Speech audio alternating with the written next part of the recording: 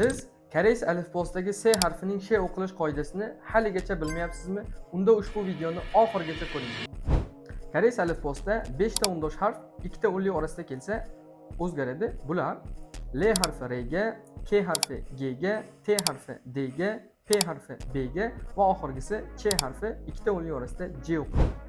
Endi S harfiga to'xtaladigan bo'lsak, S dan keyin 6 ta unli qo'shilib kelsagina S'ni Sh talaffuz qilamiz. Shunda birga qo'shib talaffuz qilinsa Shia, Shio, Shio, Shiu, Shi va Shvi kelib chiqadi. Boshqa barcha unlilarga qo'shilgan holatda S talaffuz qilinadi. Misol Sa, Si, Se holatida.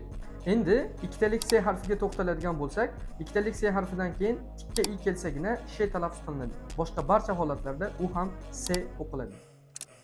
Qo'shimcha S va ikkitalik S harflari bo'g'im pastida kelib tugasa yoki davomida undosh harf kelsa ham T talaffuz qilinadi.